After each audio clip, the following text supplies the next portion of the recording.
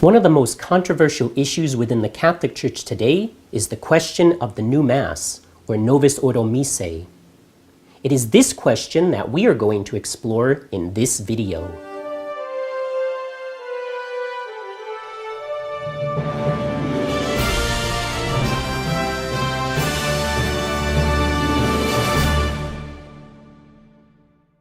This Novus Ordo Missae, or new way of saying Mass, was introduced in 1969 by Pope Paul VI. The liturgist in charge of elaborating the new rite, Archbishop Annibale Bugnini, made it clear that the main intention was to design a rite able to enforce the new ecumenism adopted by Vatican II. He declared in 1965, quote, "We must strip from our Catholic prayers and from the Catholic liturgy everything which can be the shadow of a stumbling block for our separated brethren, that is, for the Protestants," unquote.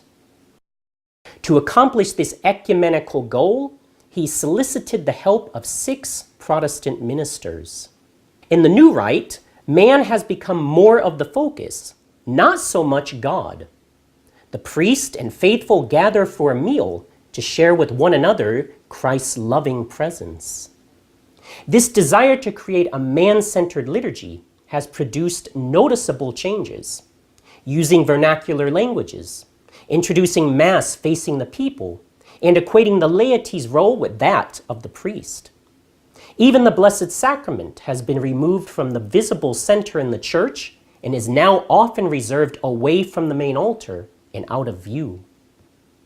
Also, many abuses have been introduced, such as lay Eucharistic ministers, communion in the hand, and altar girls. Even Vatican II's instruction that Gregorian chant should be given pride of place is ignored.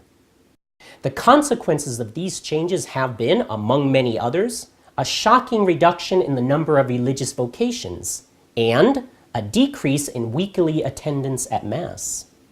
Sacramental confession, as an important preparation for receiving the Eucharist, has also steadily declined.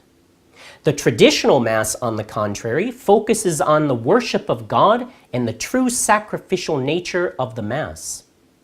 The Catholic Church teaches that Jesus Christ, through the priest, offers his body and blood to his Father in atonement for all the sins of humanity. Holy Communion is a consequence of this sacrifice and allows men to receive the effects of the sacrifice of reparation. The use of a sacred language such as Latin for the worship of God, the many signs of respect and adoration to show our loving submission to him, the unique role of the ordained priest who takes the place of Christ at the altar, a reverent and humble reception of Holy Communion, kneeling and on the tongue, the awe-inspiring sacred chants are all indicative of how the Mass directs us to God. A return to the traditional form of the liturgy has consistently produced an increase in vocations, a better attendance at Sunday and even at daily Mass, a more frequent use of the sacrament of penance, and overall a heightened awareness of the sacred, sacrificial nature of the liturgy. The traditional Mass and all of the doctrine that it conveys is the means for a true restoration of all things in Christ. For further understanding and insight on this question, we recommend reading Problem of the Liturgical Reform, or obtaining the short leaflet, Why the Latin Mass, which can be found at angeluspress.org. For a detailed analysis of the new Mass, we recommend reading Pope Paul's New Mass by Michael Davies, available at angeluspress.org. Another great source we recommend is to read The Mass of All Time by Archbishop Marcel Lefebvre, also available at angeluspress.org.